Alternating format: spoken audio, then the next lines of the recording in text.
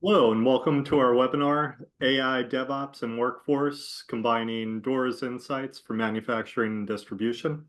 I'm Gerry Abbey, and I'm happy to be one of your hosts today. Just want to call out that Copia is a sponsor of the Dora Report, which is why we're here co-presenting today and sharing this great information. Quick background on who I am. I'm Gerry Abbey, Director of Product Marketing here at Copia, and I've come by way of Rockwell Automation, Plex Systems, and other software experience, along with plumbing and heating and a few other different activities throughout my career. One of the common threads throughout everything I've done is storytelling and digging into data, which is why you see these reports in the upper right, the State of Smart Manufacturing Report, the State of Industrial DevOps Report. I love digging into data, thinking about what it means for us and how it can help us better understand what we're doing and how we can optimize our processes and approach to business. A couple other things. I live in Rhode Island, and I really enjoy writing books and writing in general. All right, with that, I'm going to pass it off to Kim. Hello, everyone. My name is Kim. I work as a staff research program manager at Google. I'm currently Dora's program management lead. I've been involved in 3 cycles of the Dora Report, which we'll talk about a little bit today. All the research that's been there has been growing for the last 10 years, and I'm really proud to be part of it for the last 3. I have a bunch of interests. Mainly, I really love facilitation. You see, I have maybe a fraction of my photo albums just full of stickies. I got my start in my career as sort of like a researcher that turned into uh, basically like working with communities, facilitating workshops for a small psychological research office that I used to work for back in my country of origin, Philippines. And from there on, I sort of took some of those tools from my social science background and brought into agile coaching, which I did when I was back at Tableau Software. I got into streaming and worked at Pluto TV, which was later acquired by Viacom, CBS, and then Paramount. I was one of its ground floor technical program managers working on its ad technology. Is really proud of that work because they won an Emmy for a lot of that work, and also very recently just like hit the multi-billion-dollar revenue point. And then my last gig before Google, I was working at Riot Games, where I worked in their behavioral systems. And these eclectic bunch of experiences. I love photography and travel, and I love music. But other than that, I'm really proud to be part of the Dora team. Thanks, Kim. That's so cool. They want an Emmy. Love to hear that background. I feel like every time we chat, you get a new thread to I know pull in you the too. conversation. We should All talk right. offline in this talk shop as well. Oh, totally. Cool. So moving in, what is the meaning of all this? We're bringing up a lot of different topics, and we're going to dig in and define what we're going to be talking through. So, Kim, can you tell us a little more about DevOps? Sure. So the DevOps movement is a sort of an interesting turn, in the beginning of the 2010s, perhaps, or even earlier than that. And it really came out of this need for looking into lean principles on how to better have better flow in the work of IT and development operations. You'll see some of the names here for this particular book, the DevOps Handbook. It sort of started a lot of that conversation. Gene Kim, Jez Humble, Patrick Dubois, John Willis, and Nicole Forsgren, who forwarded this work. 3 of those names were actually founders of Dora. And you'll see that this continuous conversation of how to help unblock teams and eliminate constraints in their systems, inspired greatly by the Toyota production system, really was such a game changer for the industry. Yeah, and it's so cool to see that manufacturing inspired DevOps, and now we're talking about how DevOps is inspiring manufacturing and distribution processes. Um, just as decades passed, it seems that those best practices trickle down. People switch industries, people go to different conferences that cross over, intelligence sharing, and now we're seeing industrial DevOps, this application of DevOps to the physical and cyberspace, working with these cyber physical systems. And what I have up here, it's a fascinating book. I have the QR code for anybody that wants to go ahead and access it and download it. There's an audio version available if you can't sit down and physically read a book, which I often have trouble with 3 small kids and constantly being on the go. But it's a great book. We've collaborated a bunch this year with Suzette Johnson, trying to further the thought leadership there, worked on the State of Industrial DevOps report, which I'll be sharing a bunch of findings from today. And just really such an interesting, unique space that's continuing to grow for the advantages that it brings and the amplification that it brings to our workforce. All right, so Dora, history, context, and results. Handing back to you, Kim. Yeah, so today we'll talk a lot about some of the research we've generated this year for Dora. But mainly, I just want to introduce the program for those of you who have never heard of it. Dora is, well, it's many layers of cake, but the very foundation of it is research. You're sitting about a decade worth of research. We've researched over 40,000 professionals across different sectors, nonprofits, healthcare, education, software engineering for sure. But mainly we look at, we look at from an academically rigorous and statistically valid perspective, how their behaviors and what capabilities and what causes will actually lead to great outcomes for their team performance and organizational performance. Many layers of the cake, like I said, we have several publications. We write extensively, a lot of white papers, a lot of reports. The first few reports of Dora were actually sponsored by Puppet before getting acquired by Google. So it's been around for a while. Mainly a lot of the State of DevOps report you will read harks back to Dora because we did come up with sort of standards for measuring performances across organizations. So we talk a lot about the 4 keys, and but more than that, it's just we want to offer, we want to advocate for developers and give them a way to assess where they are in the journey. So that's kind of where we're at, and we have a big community as well.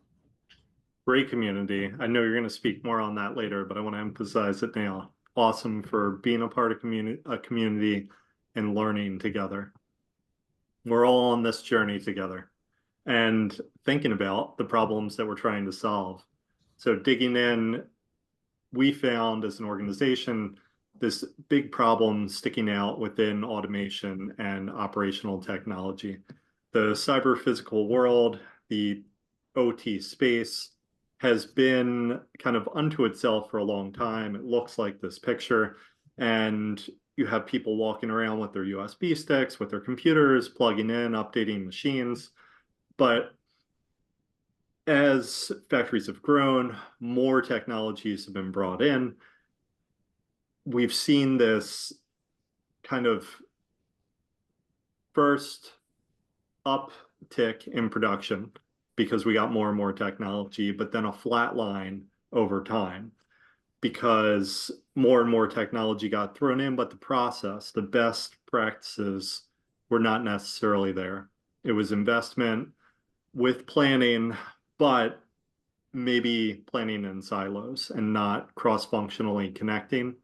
And that is the core of DevOps, the core of industrial DevOps, bringing together development and operations, these different functions that had previously been siloed, to work together so that you can make that connection across your technologies and amplify the impact of what you're doing. Some of the problems that we're seeing as a result of not having these best practices in the OT space is a lack of backups. When there is a disaster, it takes a very long time to recover because people have not been backing up those files. and that is extremely problematic, and it doesn't have to be. Manual testing, you're sending people around with a USB stick or with their laptop, plugging in over and over and over and over again. They finish doing that and they start over again. Or they go and have to debug something. This manually intensive process makes it challenging when you're already facing a workforce that is constrained because there's a lack of a skilled workforce and a lack of any workforce. And when you're trying to be that employer of choice and somebody comes in and sees that they're going to be doing a lot of repetitive tasks that have been automated in other spaces, they may continue walking and looking to the next employer that might have a solution for these, because there is a solution out there. And sorry, want to touch on one more thing before I dive forward. That limited observability, having visibility today is more important than ever, especially in the OT space. Again, we've seen more and more technology come in, and that is crossing the lines of the traditional DMZ zone where that OT space is segmented. When you have that line being crossed, it's really important to have this observability, this monitoring, the visibility into who's accessing your industrial code, when they're accessing it, and why. If you don't have that tracking and visibility there, that observability, that's when bad things can happen, when your cybersecurity breaches can happen and go unnoticed for a long time, where they can infiltrate and get access to deeper within your organization. And with that, let's dig into some data around it. All right, so the State of Industrial DevOps report, big report that we launched this year, surveying 200 executives, 42% of which have a C-suite title, and 58% of those 200 came from organizations over $1 billion in revenue. It's a bunch of numbers. The key takeaway is very senior level people responding from very large organizations. And that's why you see these downtime numbers per hour here being really high. Our survey said 4.24 million. When I saw that number, I'll be honest, it was like, that is extremely high. I went around, I looked at all the reports out there, and there's a lot of very high numbers out there. Regardless of what your number is, it's painful and you don't want it to happen. And that's what we're going to focus on here today. So we asked deeper questions on those downtime numbers. What is the trigger of all downtime? And 50% of all downtime was related to industrial code. On the right side of the screen here, all of the numbers around unplanned downtime. So cybersecurity breaches or trying to prevent them, hardware malfunction, software and coding issues, human error. I think we've all known that these are contributors to unplanned downtime. Depending on your facility, depending on your viewpoint, these could probably be shuffled around. One of the things that I want to focus in on is that middle one, software. We encounter time and time again where someone is pushed on third shift to improve their numbers, and they will change the code and make a machine work faster outside of the parameters for that machine, and it'll end up breaking down. They don't figure that out until they've talked to that third shift and found out that, oh, they changed the code 6 months ago, and now the machine's broken because it's been running at too high of an RPM for too long. Something like that leads to these problems. And when you have that observability we were just talking about of your software and visibility into who's changing code when and why, it makes a big difference for preventing downtime and minimizing downtime. And also, when you have a downtime incident, being able to revert that code and get back up to speed quickly. So further, we asked about processes, and 99% of people said they have a code review process. Kim, you've done a lot of surveys. Yeah. How often do you see 99% as a number for anything? That's pretty high. Really high. Like, I ran the State of Smart Manufacturing report for 3 years before doing this, and we were always trying to ask a question in a way where we might get a high response. Like, It's all about the data, but there's a little bit of marketing thinking into how we ask these questions. 99% of people said they have a code review process, which is near impossible to get in a survey, and we got it. But I'm glad we asked more questions because 81% said they spend 4 hours or less a month reviewing code. So maybe they have an ideal process in that code review process. But we also asked how much time they spend debugging. 45 hours a month spent on debugging, 4 hours a month spent on reviewing code. To me, this seems like a huge imbalance that also creates pain for your workforce. But there's a lot of rework, and it seems like there could be a better way. And in that rework, we also ask questions about hot fixes. We know they're common, didn't realize that we were going to get this strong of a response. 78% said they were common to very common. And that's problematic when you have so many different devices, as I mentioned earlier, coming into that OT space. This is just a sampling.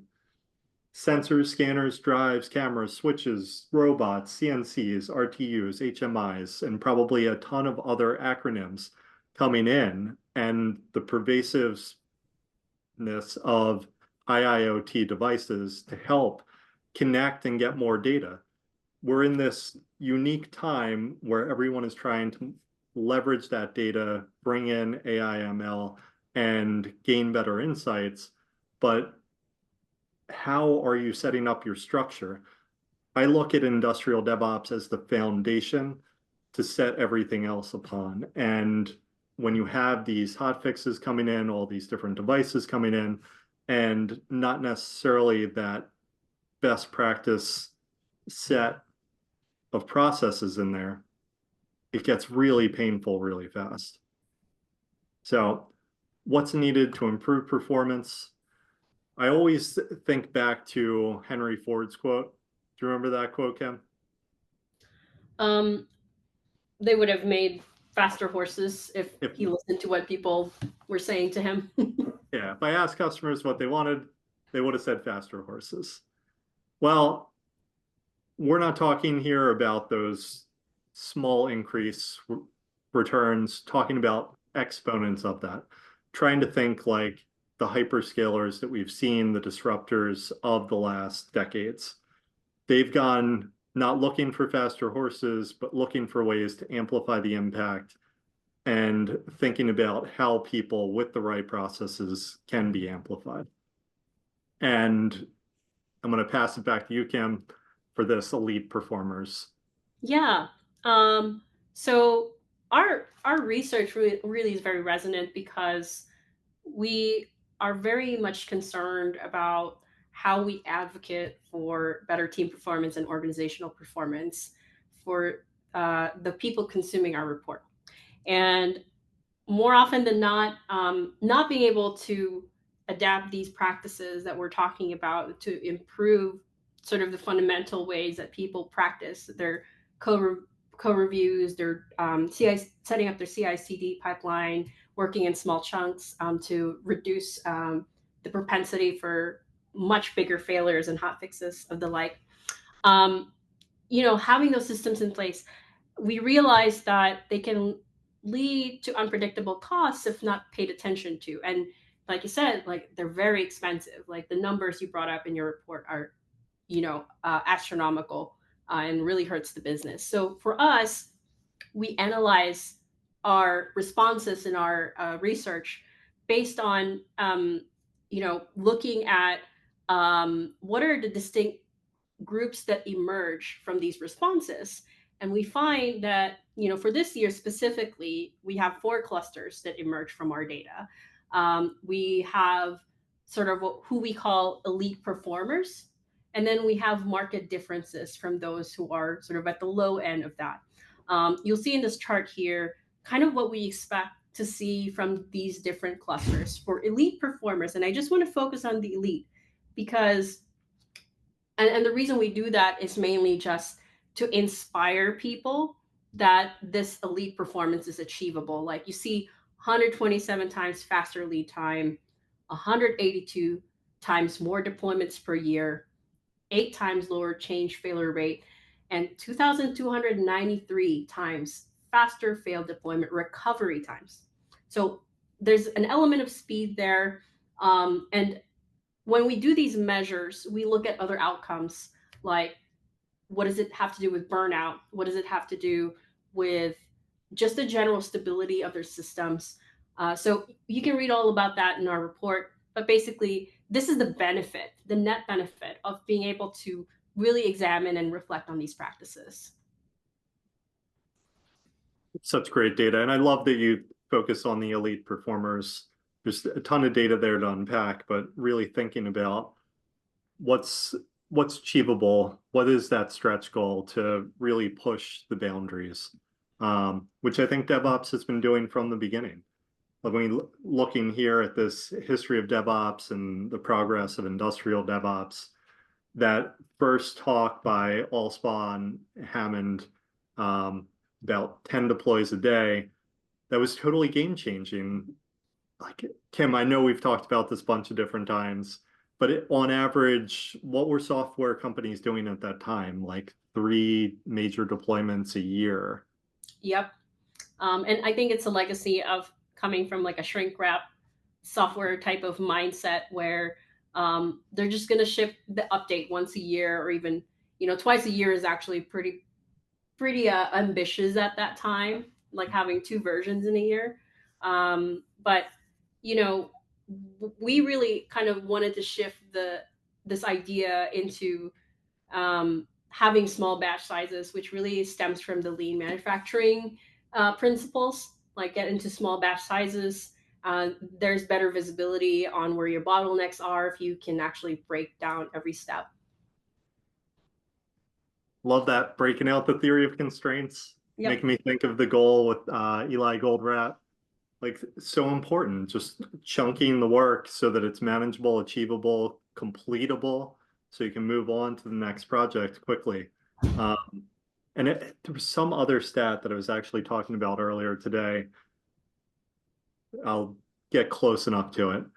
If you fix a bug within 24 hours it's happened, it takes less than an hour. If you wait beyond 24 hours, it takes like 24 hours to fix the bug. And I've been trying since I heard that. I forget if it was from the Phoenix Project or something else. When I first heard that, I've been trying to pull that into my everyday work. Like this week, for example, I did a case study, and instead of moving to the next task, always have like 20 tasks written down on Post-its in front of me, I wrote the case study immediately, and it took like an hour. And normally it would take several hours because you let it sit, you forget, you have to get your mind back up to speed. Right. And I feel like that is just such a perfect example of chunking this work, getting it done right away, and moving forward. So anyway, detracting from the DevOps timeline, but we saw such an impact that within 7 years, Gartner and Forrester were saying that it's mainstream. That is such a rapid adoption of this whole new category of process and function. And that 7 years to mass maturity, we're getting close to with industrial DevOps. Industrial DevOps really started in the last few years. We're definitely at a 5-ish year mark, and we're seeing analysts write about it more and more. We have this first annual State of Industrial DevOps that came out this year. We're partnering with Dora this year and just trying to bring more notoriety around it. And we're seeing a lot of the first movers already having moved with adopting industrial DevOps and bringing it into their space, and even the fast followers coming right behind them because they see that big advantage of industrial DevOps. And it's because of all these benefits that come from DevOps and speeding things along, and the best practice of managing your code, automated testing, deployment management, observability, and visibility. And more than anything, it's that focus on people. I think people really are the center of this conversation and every technology conversation, because no technology can do anything without people. And the processes that involve people at the heart of them so that they're empowered and can affect change are the ones that are successful. And today in manufacturing and distribution, we talk all the time about bringing IT and OT together. And at the heart of the word DevOps, it's the development group and the operations group and fusing them together. And I see this introduction of industrial DevOps being that connector for IT and OT to work together towards a common goal, to respect each other for introducing similar processes and practices, and to unify in that effort to improve the organization. Everybody wants to feel like they matter. Everybody wants to feel like they're having an impact. And if you can align the goals and show people that that change is real and substantive for the organization, it makes such a difference for the success. And in our prep, we talked a bit about transformational leadership, and I love the way that you defined it, Kim. Yeah. So we really looked at transformational leadership this year because for years of research, Dora has identified that changing the way people work really changes their culture. And basically, we emphasize sort of the importance of a lot of things that drive good practices in an organization. And now, with sort of this definition of transformational leadership, we see that leaders matter. How you manage your organization transitioning into let's pretend like it's an IT OT merge and getting them to agree, communicate better, managing your configuration management better, even some of the pieces that are, as minute as using a USB stick to configure something, optimizing those pieces. Like you have to have a transformational leader to sort of drive the conversation, having a vision and inspirational tone to how you communicate that vision, your ability to stimulate your organization and members of your organization intellectually, and having sort of this supportive leadership. We talk a lot internally about servant leadership and what that means for us.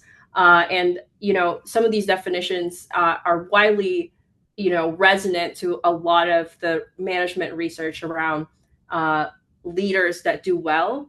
And lastly, obviously, it's just being able to cultivate a culture of recognizing people's work, commending your team members when they do better than the average. So things like that sounds very obvious and basic, but I'll show you the numbers right now if you want to show the next slide.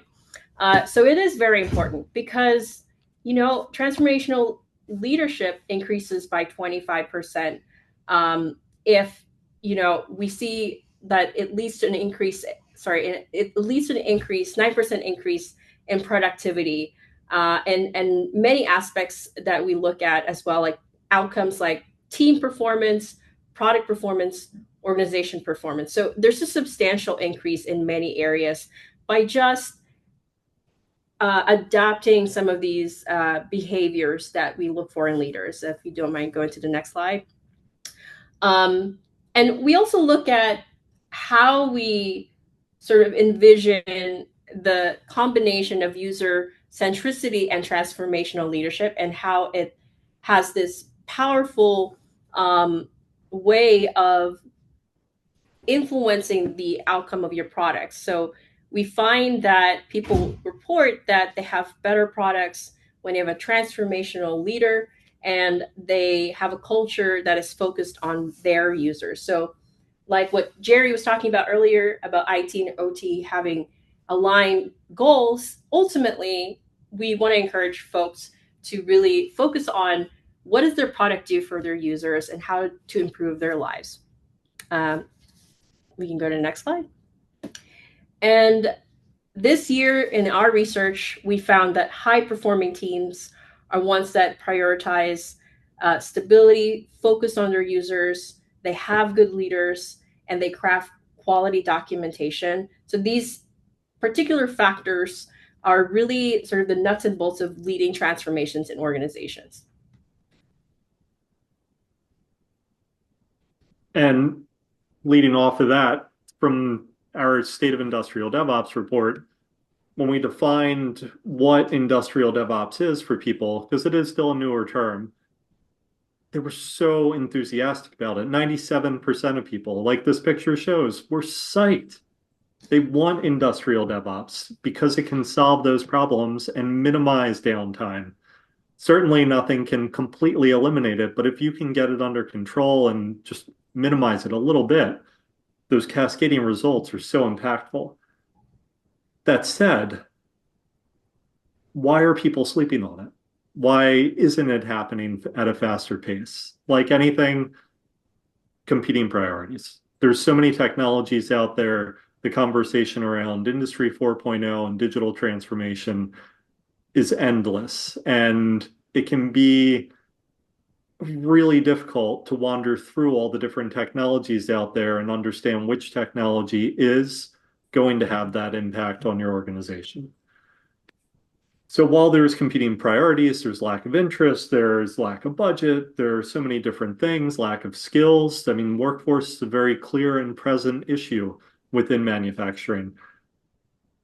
All of that said, 10% of people said they have absolutely no challenges. And I want to call that out so that you don't get caught sleeping if you are thinking about moving forward, because that 10% are those first movers and beginning fast followers who see the advantage and want to harness that competitive advantage to move into the future, to be the employer of choice, because they are not just adopting technology, they are adopting a set of principles and practices that makes it a better workplace for them, and then pairs with that technology to improve the way they work.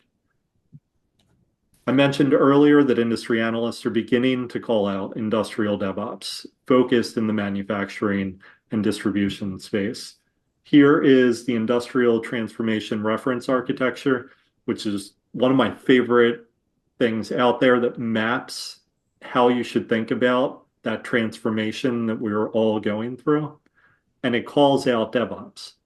I think we're only going to see this expand within this context because of the cascading impact it has on all of operations. It was also listed as a top 15 growth opportunity from Frost and Sullivan. And I've been talking with them, and I think we're going to see another report coming out soon where it's ranked higher and there's more information about the impact. So speaking about that, what can better look like? I have a couple slides here to talk through that. So having that Git-based source control and collaboration, you're taking siloed workers and connecting them because you have a unified platform that they can collaborate in.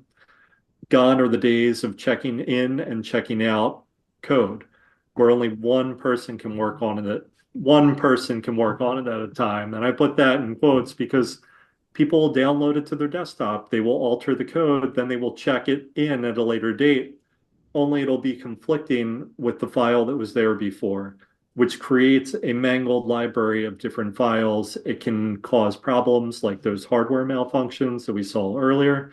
And with that convergence of IT and OT, we're seeing more devices pulled into the OT space. And if you have that confusion of files, you can also have that confusion of what's connected where, which can open you up to those cybersecurity breaches, which were also listed in those downtime figures. So really thinking about the complexities of today and the importance of having the right tool and right platform to organize where you're going. And Copia today is delivering these things, this Git-based source control for collaboration, and that automatic file backup so that you're not walking around with those USB sticks and laptops and potentially losing thousands of lines of code because you lose one or it breaks or it gets stolen. All things that we have heard in conversations with buyers. Thinking about the workforce again, one of the things that Copia has brought in from best practices in DevOps is that user experience. So visually, being able to see where the code is changing, when it's changing, and who's changing it.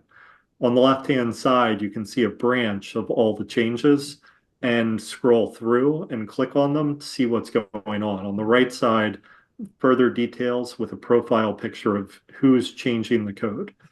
That visibility and understanding of what's happening is so important today.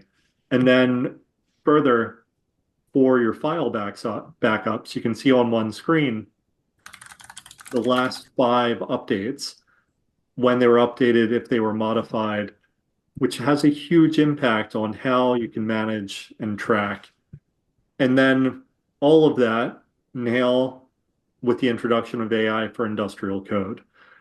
We have a lot of stats coming up from Dora, and just to introduce it, we recently launched an enhancement to our source control product of AI for industrial code. So helping with documentation, translation, summarization, modification, new code generation, file referencing, and there's more to come.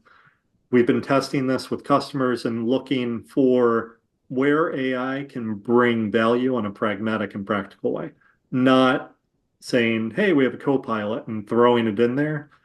We wanted to understand how it can bring value. And documentation is at the top of the list because being able to create documentation has so many positive benefits, especially when you think about knowledge transfer.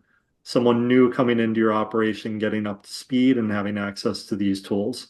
Someone that is maybe mid-career in your organization and has gotten tired of trying to do these things, now having a tool that can speed them along so that they can amplify their impact, help mentor others, help elevate the value that they bring to the business. With that, this is a quick screenshot of some of those things happening live in the product.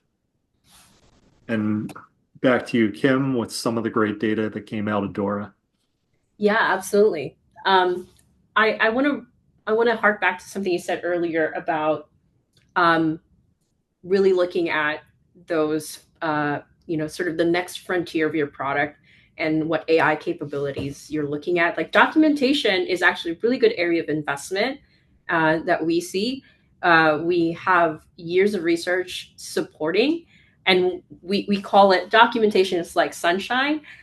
Anything you do in terms of documentation to improve its quality can have a multiplying effect on a positive multiplying effect on outcomes that you want in your organization.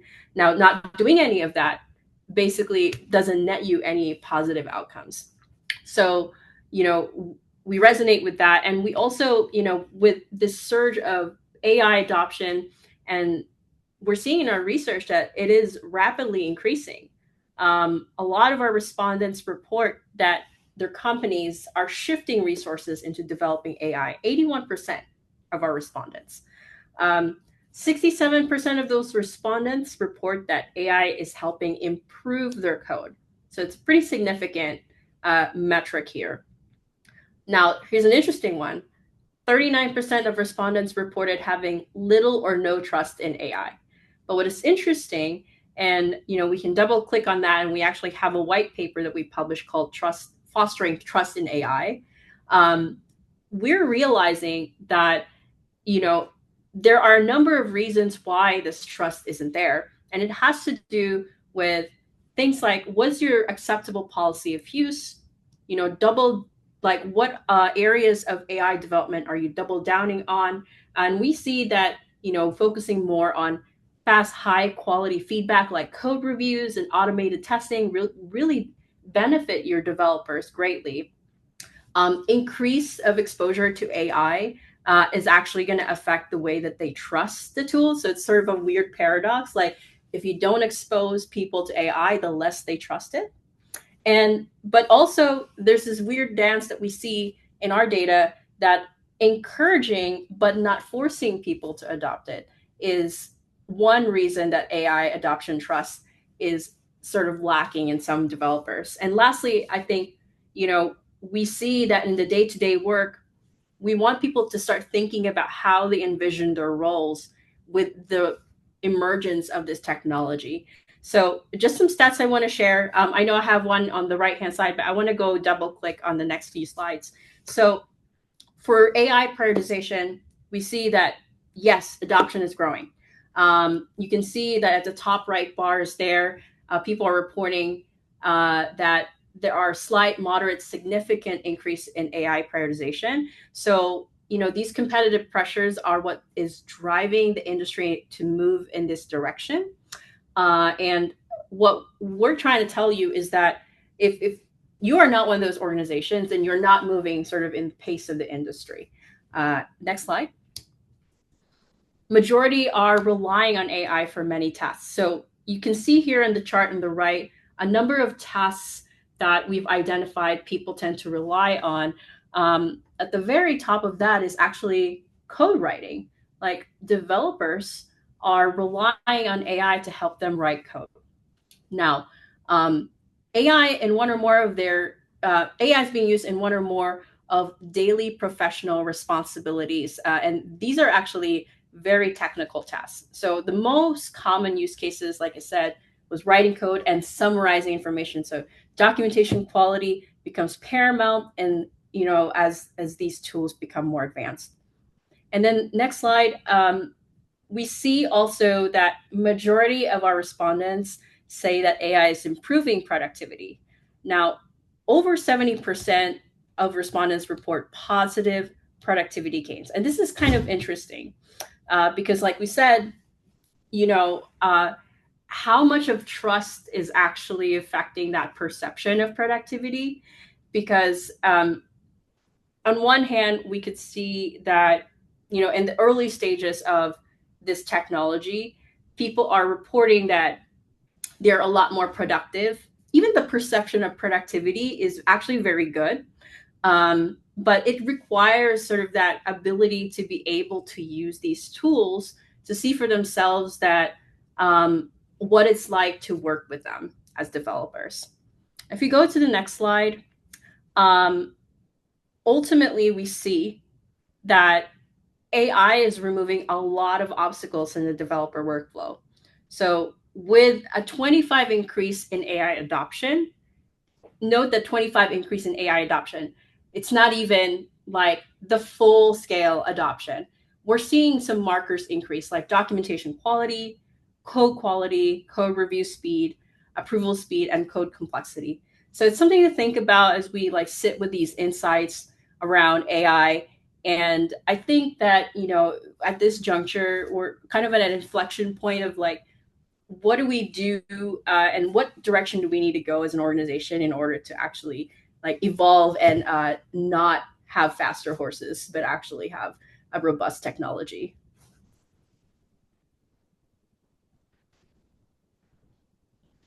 Cool. So I think we are rounding out to the end. One other thing on trust we talked about that I was just thinking about while you were speaking was a quote that I heard from Guy Kawasaki recently about when asked about trust in AI. Like, we don't know what's going on in there is typically the lead into I don't trust it because I don't understand it.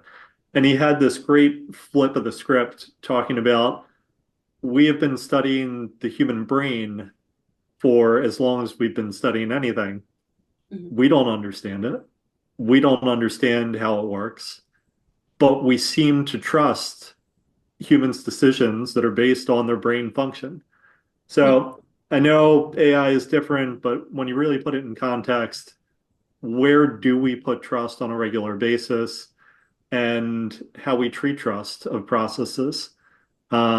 I think we're going to see a change. That familiarity, certainly, as it rises, is going to change things around a little as well. And with that, so we have these great reports that we mentioned. There's a couple more key stats here, but I think we touched on all those. And we can share the slides afterwards. There's links here to download each report and learn more. And you're welcome to reach out to Kim and I. And we're going to open up for Q&A.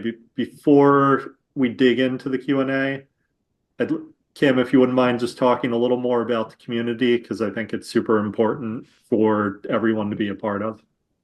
Yeah, absolutely. So, Dora.community is where we encourage folks to sort of land as soon as they hear about the report. Obviously, the report is out there for you to download as well, but to continue the conversation or even just starting your conversation with folks who are already on this journey of improving their teams and their organizations, we want you to share your stories and what struggles you and that you're encountering in your particular context and how others are actually doing.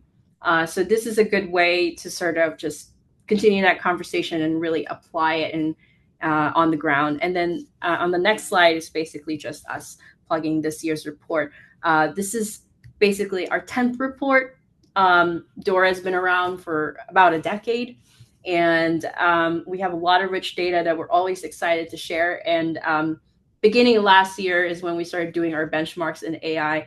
This year, the report really doubles down on that, and we really have a lot more exciting AI insights to share with you this year. Thank you. All right, with that, we can open up to Q&A. Joe, did we get any questions that came in? Not just yet. Feel free if you do have any to put them in the chat. But I had one that came to mind while we were chatting, which is about adoption. I think it's great to hear like a lot like what great things AI can do and DevOps can do. But what do you do when management is sort of pushing back on that? That's a really interesting question. I mean, we don't have specific research on what organizations could do. We have recommendations for how to improve your trust in AI. And really, the first thing we look at is this: what is the acceptable policy for your organization? Because and what usages are actually helpful for your particular context and your particular group of developers. Now, we're seeing a lot of benefit from investments in Gen AI development tools in general, but it ultimately comes down to like are your security concerns addressed? Are you able to? What's your risk tolerance for introducing these tools into your organization? I know your question is more like how organizations can accept it. And the only thing I could think about that we've actually researched is that encourage, but don't force them to actually look into that. So, piloting and even just, seeing for yourself what are the use cases that emerge from that. That's a good place to start. Great, thank you. Looks like Kyle's raising his hand. I'm gonna let him chat here if possible. Kyle, you should be able to ask your question now. Are you guys able to hear me?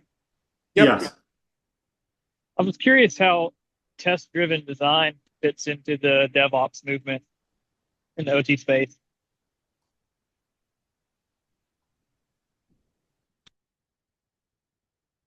It's a good question. I can start digging in on that one. So test-driven design is one of the things I'm exploring for the State of Industrial DevOps report this year, because what we've found is that disconnect of departments and people designing something in a vacuum and then it getting maybe thrown over the wall. And that's where we see industrial DevOps working with more of a flow engineering type approach, so that someone's designing something and there's an ability created where they can test it and iterate faster. Does that address what you were asking, Kyle? Yes, it does. I was just curious what y'all's take on that was. My company, we're looking to see how we might take steps to implementing test-driven design. We're currently using Copia, but it's a learning curve, understanding where to apply test-driven design and where it's most effective. Thank you.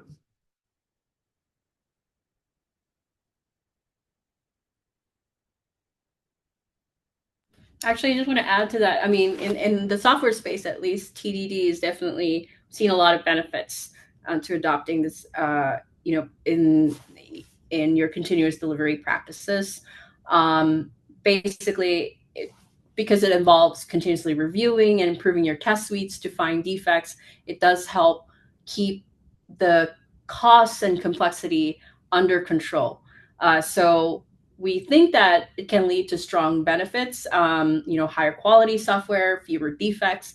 Ultimately, we actually talk about it in one of the Dora capabilities that we encourage people to invest in. Thank you.